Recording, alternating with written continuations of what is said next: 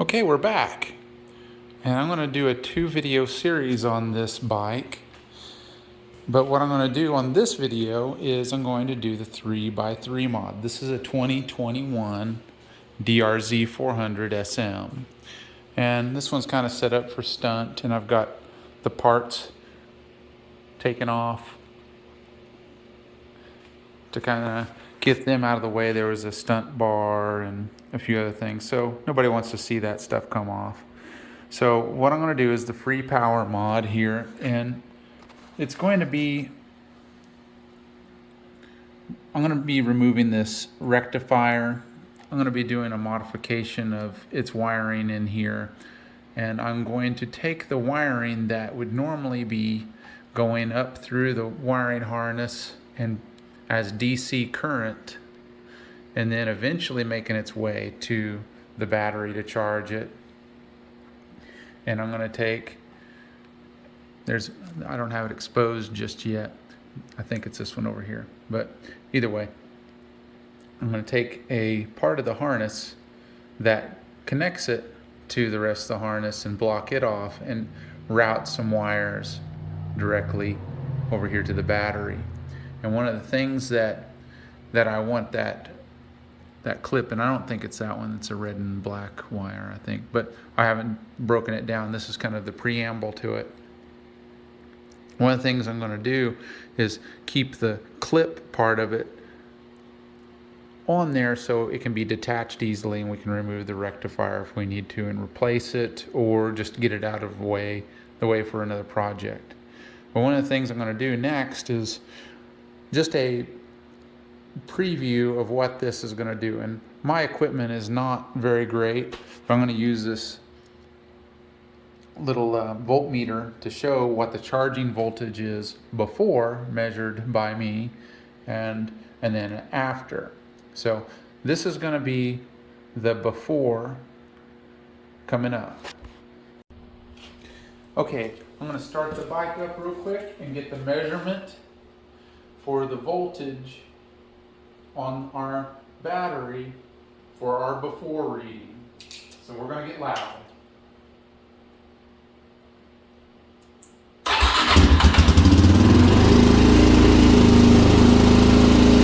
I've got it on show here.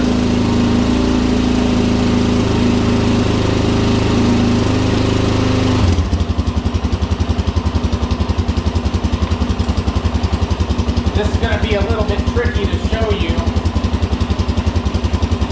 but I'm going to try. So I've got this set for DC voltage.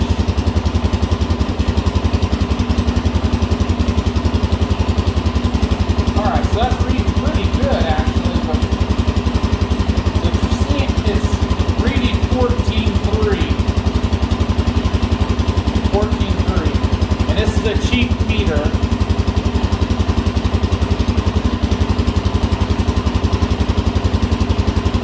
Yeah, 14.3. So this one hasn't been bashed a whole lot. So that's kind of good. So we haven't had any damage, but what we'll see is at least over time that resistance will start building up in these wires, and that's a little bit of a surprising result. But what we'll see is we'll see this stuff start to weaken and we'll be in bad shape.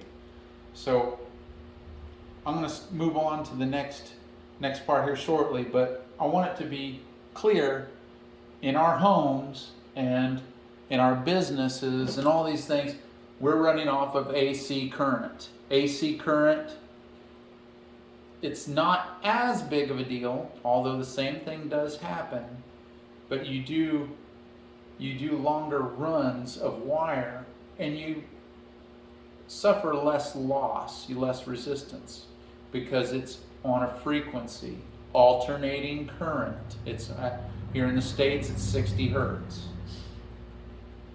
And that's what's happening in our stator here. We're making 3-phase. That's why there's 3 lines of power. 1, 2, 3 here in this yellow, which goes to the rectifier. The rectifier converts it to DC current, and it's a regulator rectifier. So its job is to balance the load and even the direct current out. So again, I was pretty surprised. We were running 14.3 volts, but I wouldn't be surprised if we didn't have 14.5 volts.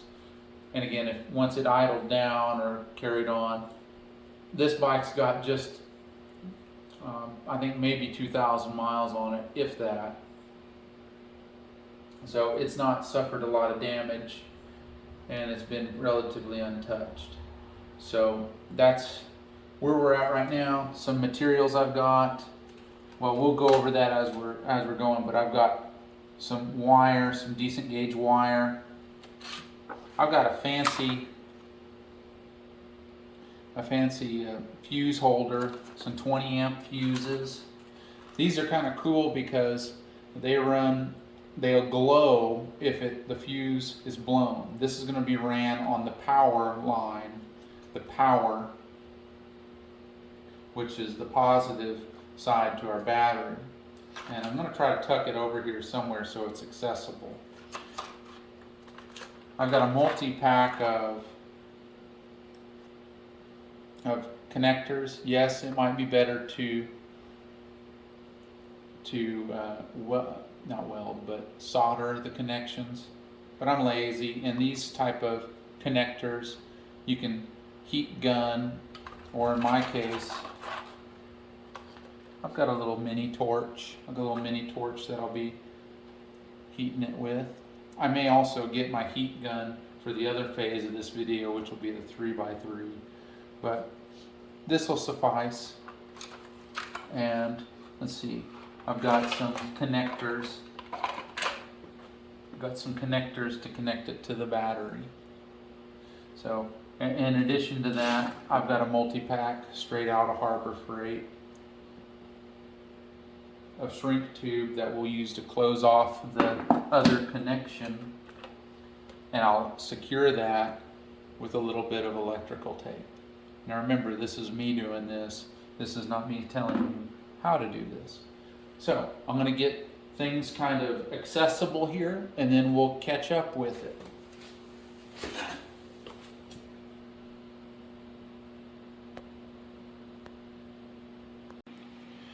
Okay, I've loosened things up a little bit over here, and I've located our stator input to the rectifier. The rectifier, I've got it loose over here to buy me a little bit of slack. And our rectifier outlet to the harness. And I've already tested to see if it was loose or if it was really stubborn. And this one was relatively loose. And what I'm going to do here is I'm going to leave this alone because this is coming from the rectifier. And what I'm going to do here is I'm going to peel back some of this insulation and create enough space on these wire outlets to be able to put one of these connectors and connect a wire to it so that I can have the positive red and negative. Apparently it's white white stripe on a black wire. That's fine. So, and then I'll block these two off over here and secure them away so they're not going to be making any contact with anything, because they will still be live. They will still be live in here. So we want to do a good job of that. So I'm going to do that, and then I'll show you where we're at next. Real quick, I want to make sure at this point that I have disconnected the positive and negative on the battery. Make sure you have that disconnected and you don't have any way that it could flop in the way and attach or make contact with the battery, because that'll be a bad time. And another thing that I would suggest is get you some baggies and put your bolts. And if you're really forgetful, or if you're going to do this over the course of a few days, you have those to go back to, and maybe even label them. All right, I'm back here. I've got everything in place, and I've done some little bit of work. It's starting to get cold out here, so I'm at that point. But of course, you see I have a red wire connected to a red wire. This is just how it's spliced. I ended up using these blue connectors. It's a little looser on the original wire harness piece than it is on the wire that I'm using. But of course I have a black wire to go to the black with the white stripe. That's fine. And these are shrink tube style connectors. So I thought it'd be neat to show, let's see, let me get my little mini torch, see if I can coax it to life. I thought it'd be kind of cool to show this part where I'm shrink tubing these down and how I'm going to block these wires off for the original harness. It's very important for us to separate those and keep them that way, because all I did was snip them off. So I'm going to do that real quick. This is kind of hokey, but it gets the job done. It's not a race. See how it's shrinking up? Not trying to cook it. Just get it hot enough to seal. There. So it's crimped.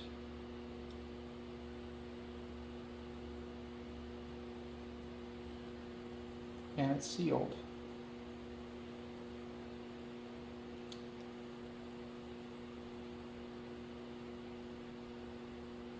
Go here on the other side.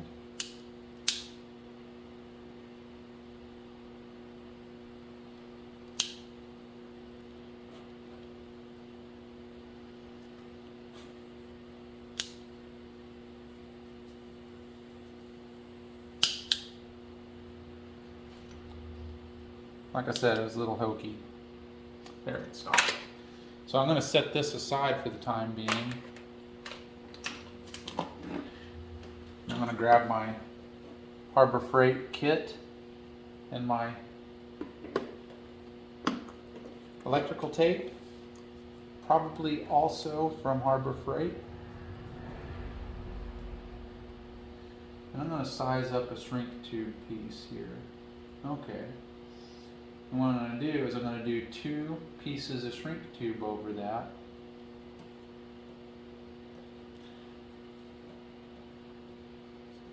I wonder if my little electrical connectors will cut that. So I'm going to have plenty of overlap here. Yeah, that might work. Yeah. Obviously I didn't plan this out very well. I really hate it when people do a project and everything's all laid out and it's not really presented in a real world environment. So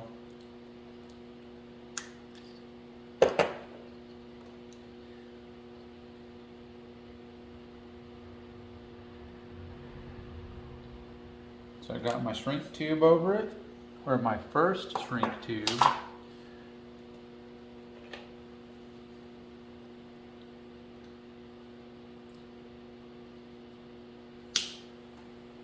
I'm just going to do its little shrink tube thing. And yes.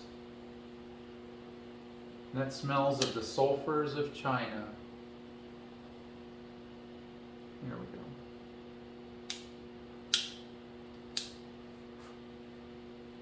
Now, I'm going to take, let's see,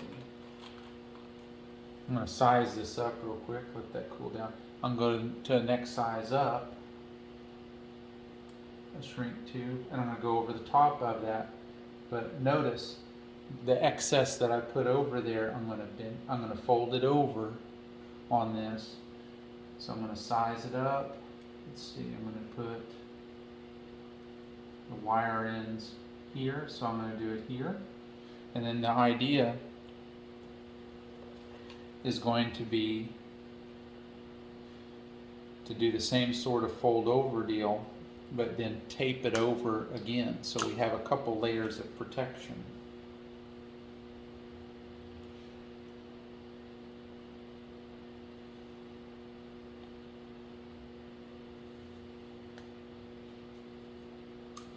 Yeah, I know protection isn't fun all the time because you can't feel anything.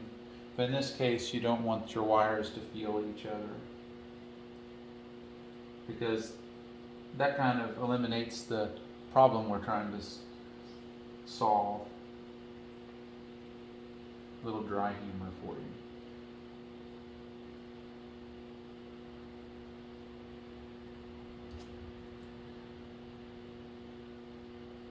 That, my friends, is why I don't do stand-up comedy. Instead, I just work on dirt bikes. Okay, so I'm just going to do the same procedure and shrinky tubey it down on there. Well, that really sucked tight. Let me give it some on this side too. Hey, look everybody, I've got a flame right next to a gas tank. That's a great idea.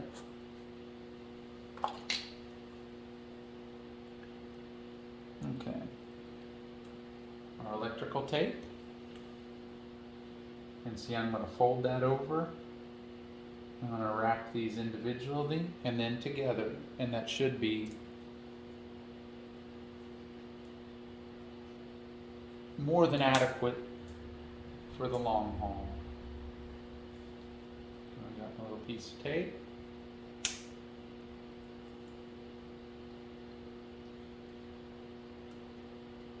It doesn't have to be fancy.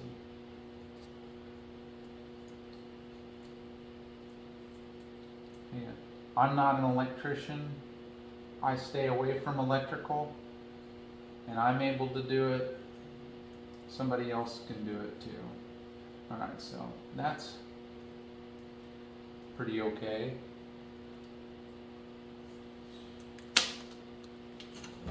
I'm starting to lose my dexterity.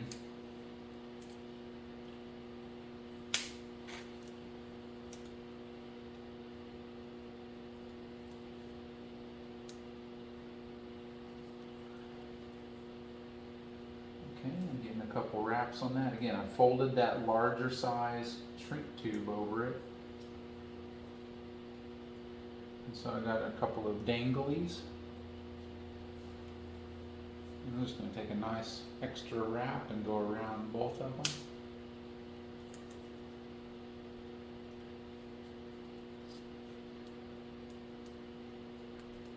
And I do have a shrink tube that probably would go over both of those.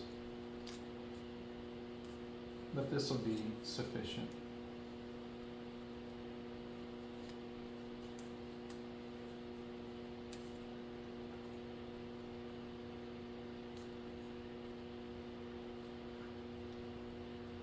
And that'll do it. So just give it a little mashy. And that's nice and tight, and it's not gonna hurt anybody. So when I do my final orientation of this, I'll just tuck that out of the way, and it would be never, like it was never there.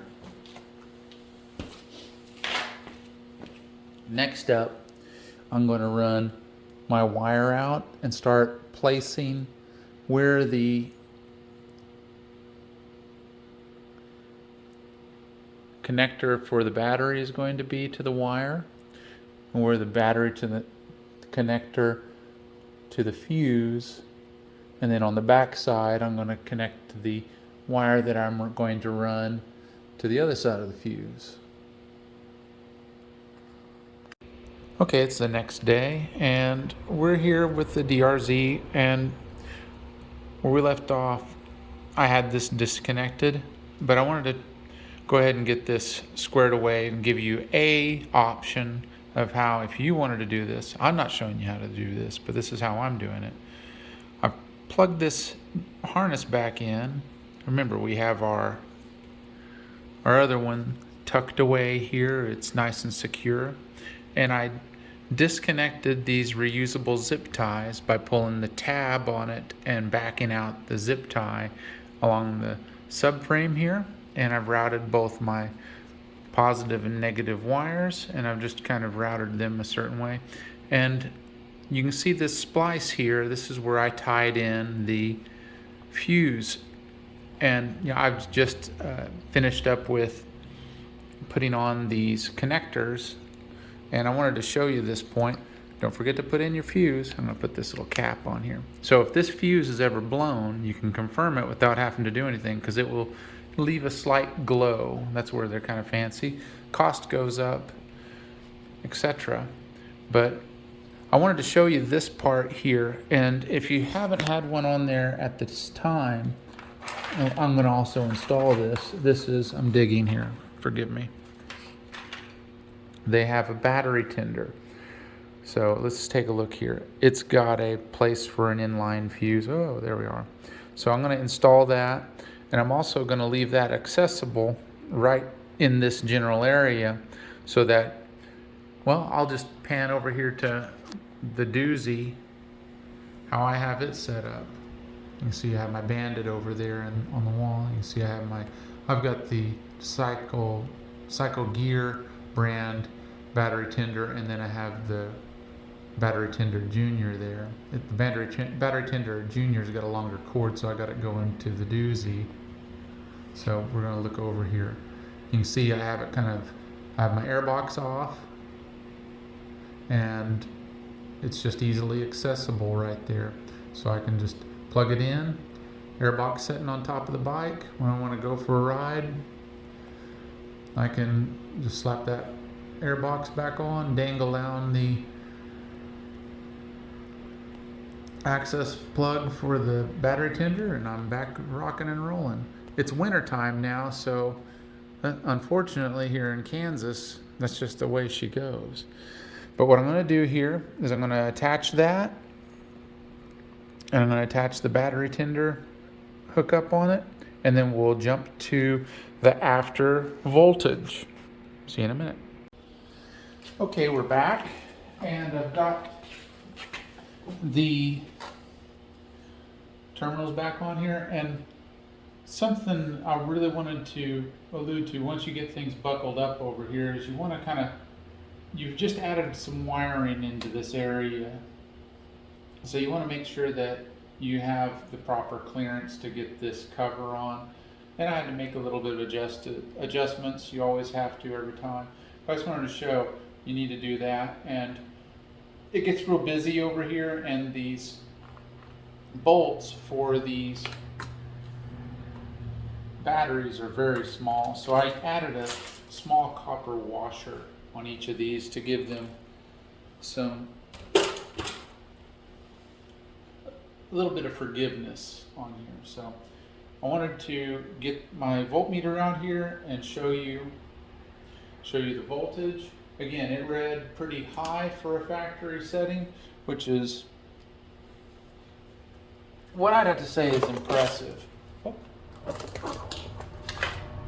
Got kind of a busy workstation over here. Let's see. Okay, we're back over there. All right. So I've got my choke pulled in. Remember, after this video, I'm doing a 3x3 mod and JD jetting on this.